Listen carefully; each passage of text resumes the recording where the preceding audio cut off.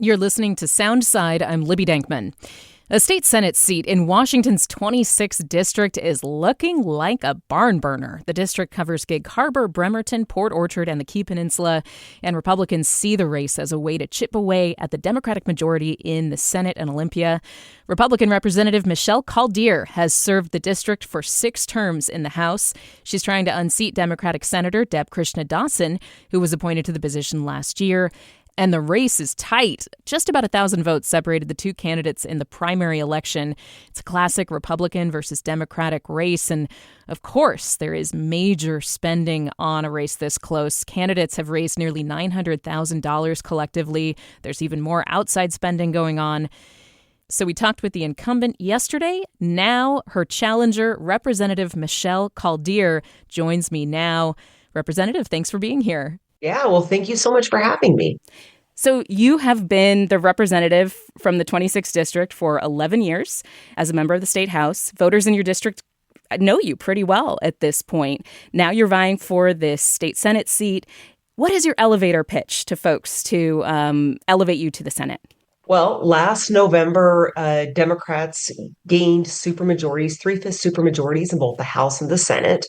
And what that did was it meant that they could pass all 3 budgets without a single Republican vote.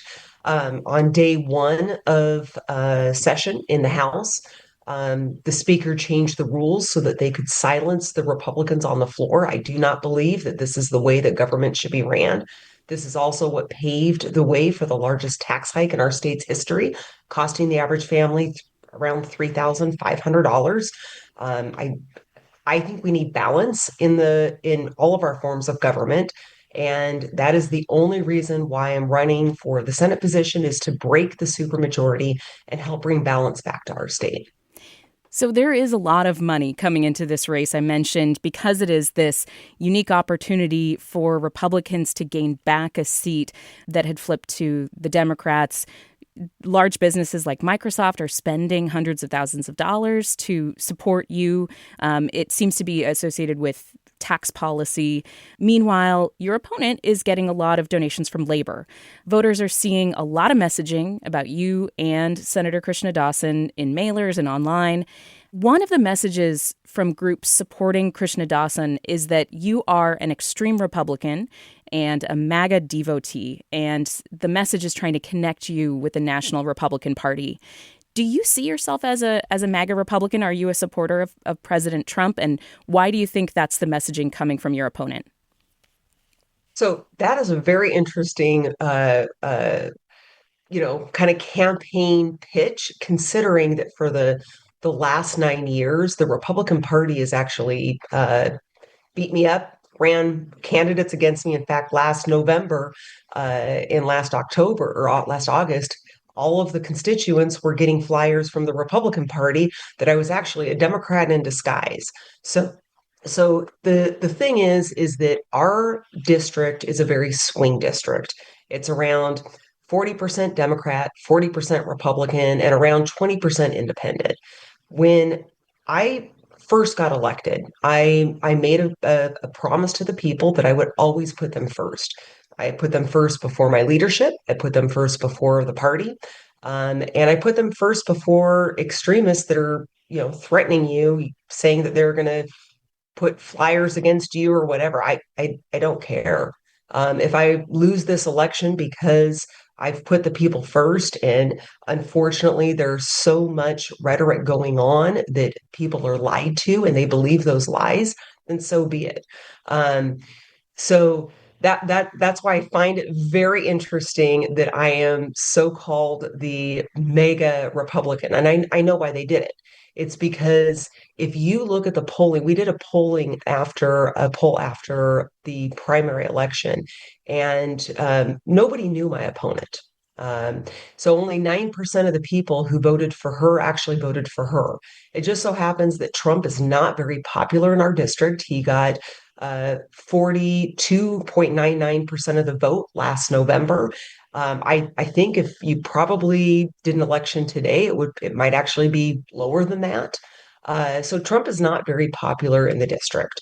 So of course, that is a way that they can get her to win. 72% of the people said that they voted for my opponent because they hate Trump. So they know that this works. Historically, I mean, I always feel like Trump is the gift that keeps on giving to the Democrat Party in Washington state. And, at the end of the day, I'm hoping that, people know me and they vote for the person, and that, they can separate out the difference between federal politics and state politics. Let's talk about taxes. Last year, lawmakers found out that the state was facing an estimated $16 billion budget deficit. Democrats found some cuts this year, but they also raised taxes by $9 billion over the next 4 years. And your party quickly pointed out that it was the largest tax increase in state history. Those taxes are now at the center of your race for this seat. Senator Krishnadasan, however, did vote against these tax increases in the budget that was passed by Democrats. She also didn't vote for the transportation budget, which included an increase in the gas tax. So when it comes down to this issue of taxes being central to your campaign, is it fair to connect Senator Krishnadasan with them if she voted against them?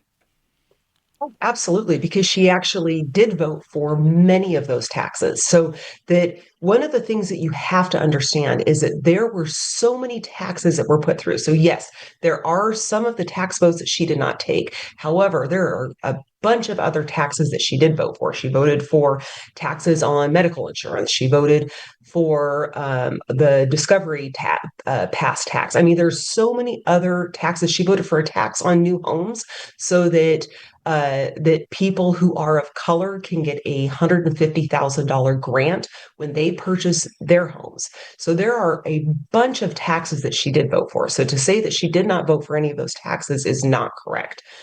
She did not vote for every tax, but she still voted for a lot of those taxes. Also, the number that you quoted, that was just from the operating budget. So we actually passed an additional $2.2 billion with the transportation taxes. So when you add layer upon layer of all these taxes, the other thing that you also have to remember is that we had with this budget deficit. Okay. So we came in, first of all, they did not talk about the budget deficit until after the election. Okay. They knew that there was going to be a budget deficit. We all knew there was going to be a budget deficit. However, because they've been spending way too much money. However, when it came down to election day, everything was quiet. It was not announced, and they purposefully did that until after the election. And then they said, oh my gosh, we have this budget deficit. And now what are we going to do? And if you look at all the different numbers, it depended on how much spending we did. So not only did we cut Medicaid to the tune of $782 million, they also wanted to cut Medicaid even more, but we increased spending by 8%. You have to ask yourself, what is some of the increase in spending?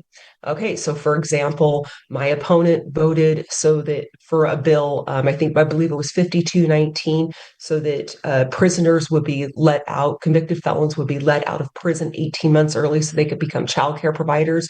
Your tax dollars will be paying for fentanyl testing strips and for naloxone, and that's an effort to keep the baby safe. I do not think that we should have done this additional spending. I think that that is not the way that our state should be moving. I don't think that we should be taxing new homes so that we can give out $150,000 grants to certain people in hopes to pay back, if their families may or may not have been affected by redlining. I don't think that that's what the average person wanted their money to be spent on. Like when it comes down to should we pay for laser hair therapy for transgendered individuals in the prison, or should we cut Medicaid to our people with disabilities? I think the average person in our state would say we should preserve Medicaid for our disabled and not paying for laser hair therapy for transgendered individuals. So if you look at the budget, this is all because we have had one party full control. And it's not just a simple majority. A lot of people complain about what's going on a federal level. They only have a simple majority. The Democrats in our state have a 3/5 supermajority. They have so much power, and that needs to stop. And unless it stops, I promise you, we will continue going down that path. In fact, in June, the June forecast, because of all the assumptions that they made in the budget to try to make the budget pass, and what they'll do is they make imaginary assumptions and they say, yeah, we'll probably have this much growth in GDP, we'll probably have this much growth in employment, that and what happened with the June forecast? Well, we're already in a budget deficit of $1.1 billion. And I want to Like get to it's that, Representative, just a second. I want to get to that issue of what to do about that new budget hole that the legislature is looking at. I do want to drill down on, you're mentioning the Medicaid cuts, and this is something that Democrats passed in the last budget. And your colleague, Representative Travis Couture, has highlighted this, fellow Republican Travis Couture. Basically, Democrats cut more than $782 million from Medicaid in the last budget. A lot of this went to seniors services, people with disability services. $446 million was in federal dollars, $336 in state matching funds. Now, there has been this kind of back and forth conversation between Republicans and Democrats over this. Democrats are saying Representative Couture didn't talk about this in the budget conversations, that he was okay with those cuts during the budget conversations, but then later, after the big, beautiful bill passed, he wanted to highlight these cuts in Medicaid because the Republicans in Congress in D.C. had cut, between $3 and $5 billion per year for Washington state in the big, beautiful bill in Medicaid spending. And so Democrats are kind of saying this is unfair to now compare the two cuts. Again, because the scale is much bigger at the federal level, and it's kind of like distracting from what happened at the federal level. What do you think about that response from Democrats? I had not heard that response. I am actually completely flabbergasted because they actually wanted to cut Medicaid even more. Their original plan was to freeze nursing home rates for 6 entire years and to end Medicaid for mothers who just gave birth. And just to let you know, this is like Representative Nicole Macri, one of the yes. folks who expressed this reasoning. So yeah, go ahead. Heart. Yeah. Oh my gosh. Bless her heart. She was the one who put forward the bill to cut Medicaid to mothers who just gave birth. Like, that is amazing that you can talk out of both sides of your mouth. I mean, this is so frustrating to me because that is what the Democrat Party has done very, very well, is they mess up in our state. And then once again, they have the gift that keeps on giving with Trump, where they can blame everything on Trump. And because people don't like Trump in our state, then they're like, oh, there's no way that the Democrats would have cut it. No, they wanted to freeze nursing home rates for 6 entire years. So if you could imagine, if our budget was frozen for 6 years, it would have been 2/3 the size of what we passed. We wouldn't have been able to pay our state employees or anything with a budget that small. Like, those nursing homes, a lot of them would have closed. We would have had a backup in the hospitals. And, and with the silver tsunami coming, we don't have anywhere to put those people. And I was one of the most vocal people against that and helped stop that. Same with Travis Couture. In addition, they were also going to close Rainier and Yakima Valley schools. They had nowhere to put these people. They have the residents who are there, they're severely disabled, and they've been there for a long time. They only had 12 housing options for the residents. So, and of the residents that they had already moved out, many of those people had already died, because when you take someone, move them into a less restrictive environment or with less care, sometimes it doesn't work out when you have someone with severe needs.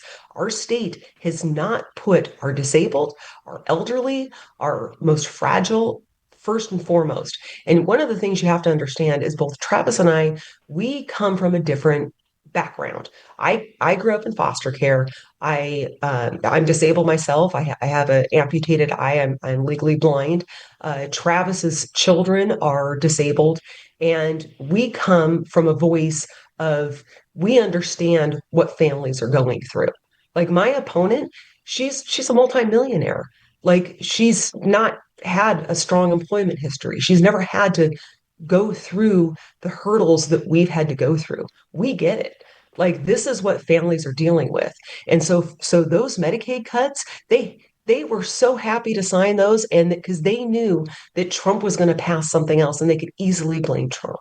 And at the end of the day, one of the things that you have to understand is what passed out of Congress, that yes, there are going to be some people who lose Medicaid.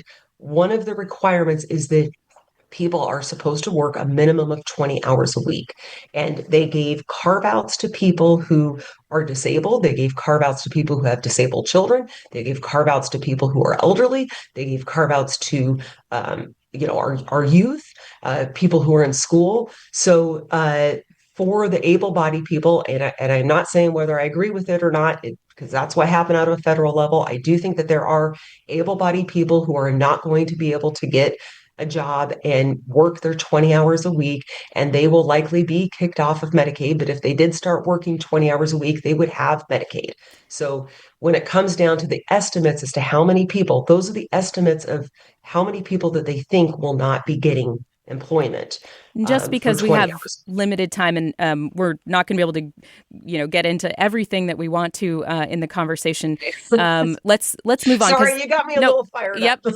And I can hear that, and I appreciate that, and I think voters will hear that.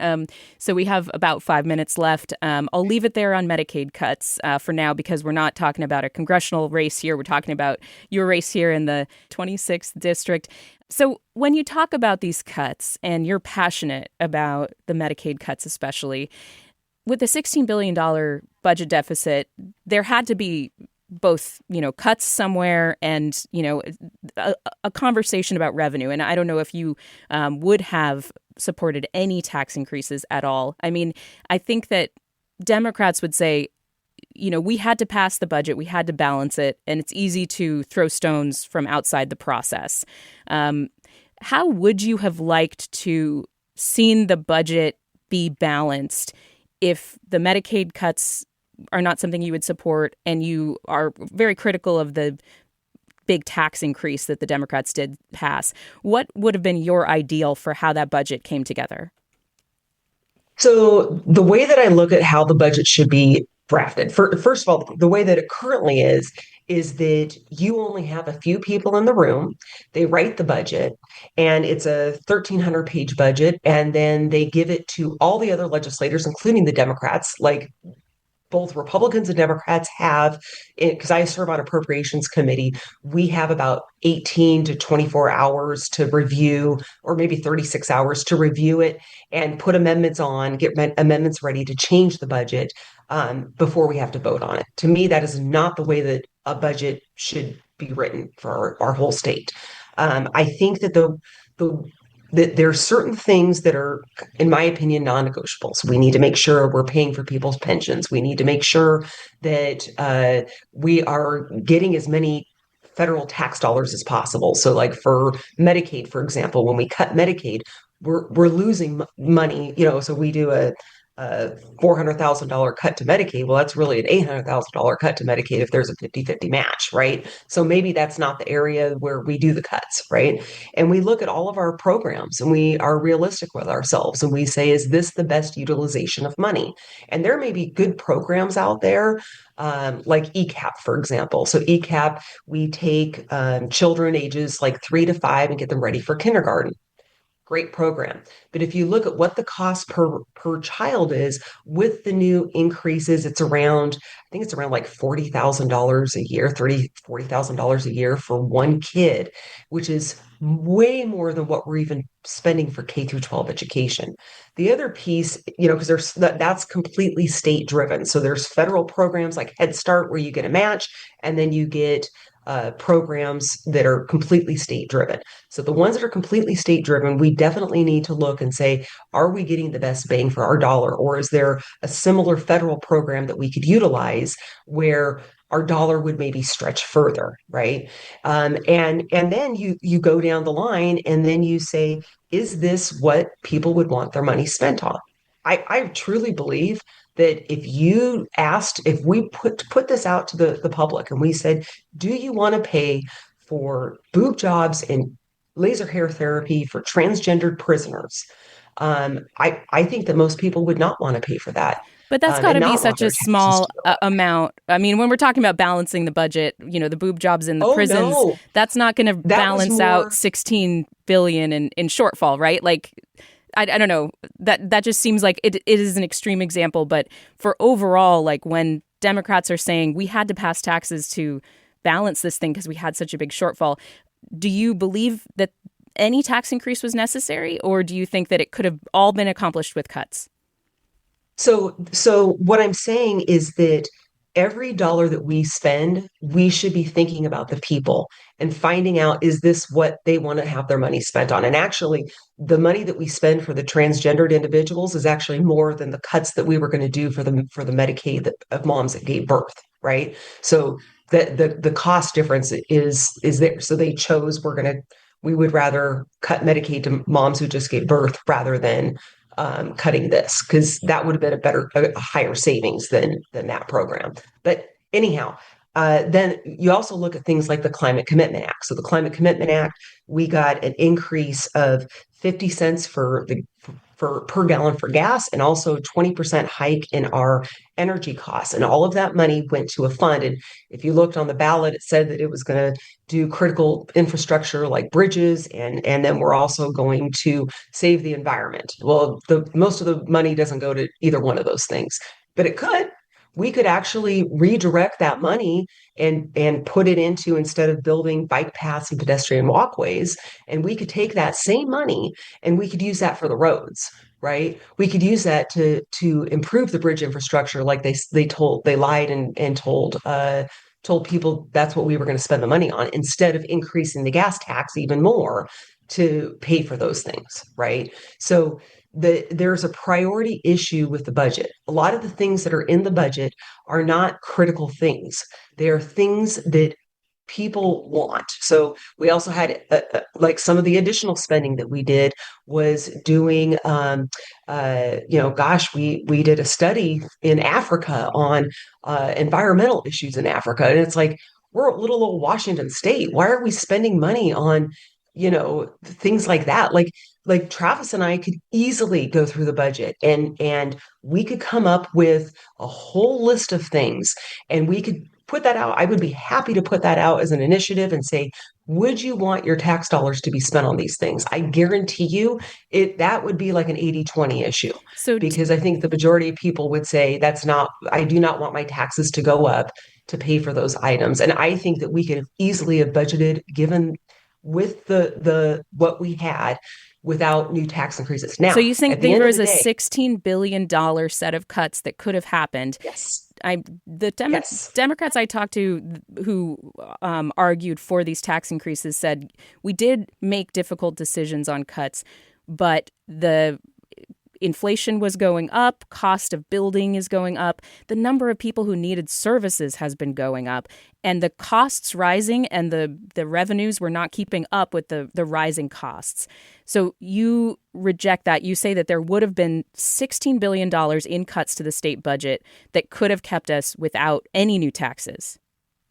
That's If you look at things like the Climate Commitment Act, for example, if we got rid of the Climate Commitment Act, like one of the things people don't realize is a lot of the policies that we pass actually increase our budget. So for example, every time that the minimum wage goes up, for example, who's the largest employer of minimum wage employees? Well, it's the state. So every time that those things pass, our state budget goes up. Why don't we, oh, I don't know, maybe not pass a lot of these policies that increase, like with the Climate Commitment Act? We have so many vehicles that are on the road. Or, oh, I don't know, look at our ferry system. If you look at the conversion, that $90 million conversion that was done to that one ferry. So a lot of people are like, oh my gosh, isn't it going to save the environment that instead of having a diesel ferry, we're going to have a hybrid electric ferry? Well, guess what? What they did was they took out the diesel engine, and then they added a new diesel engine, and then they added the ability for it to be charged. However, there is no infrastructure to charge it. So it's still running on diesel. And after the $90 million conversion, then it was on the waterways for, I don't know, like what, 2 weeks, and it went kaput. And at the end of the day, it's still running on diesel. So we didn't save the environment. We spent $90 million.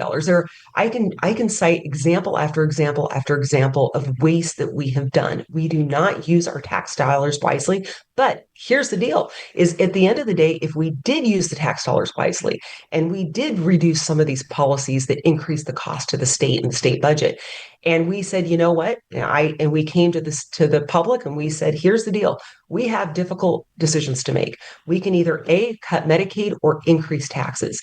I think if we have the public's trust, the public would say, no, we trust you and we want our dollars to be spent for Medicaid.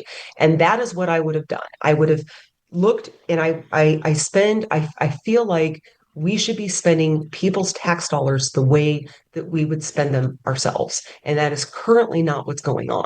And without any Republican in the room, it will continue that way. And that is why I'm running for Senate.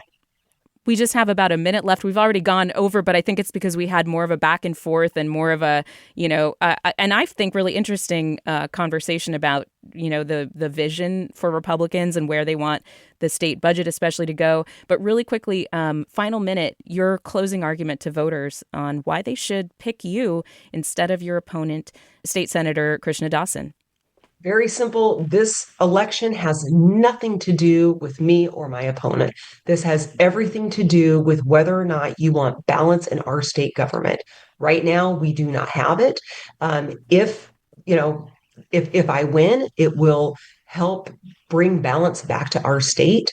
And so if you live in the 26th district, I'd be honored to earn your support. You can look me up at michelleforsenate.com or 360-981-VOTE. Representative Michelle Caldier is running for the state Senate seat in the 26th Legislative District, which covers Gig Harbor, Bremerton, Port Orchard, and the Key Peninsula. Representative, thank you very much for the conversation. Really appreciate your time. Thank you so much. I am so honored to be here, and thank you for having me. And just a quick note of clarification about Representative Caldier's claim that Democratic budget writers put a higher priority on laser hair removal for incarcerated people seeking gender-affirming care than they did for Medicare programs. In Medicaid programs. The State Department of Corrections is actually under a consent decree that binds the agency to improve conditions for transgender people incarcerated in Washington prisons. This came after a lawsuit from Disability Rights Washington. In the settlement, Corrections agreed to provide gender-affirming health care and services that are consistent with the Washington Health Care Authority's Trans Health. And according to the Office of Financial Management, the funding is provided for this program in fiscal year 2026 that totals $2.3 million. Thanks for listening to Soundside. By the way, this show is only possible because listeners support us. If you are able to give right now, check out the show notes for a link to donate. And don't forget, you can listen live on KUOW 94.9 FM Seattle at noon and 8 p.m. Monday through Thursday, or anytime online at KUOW.org.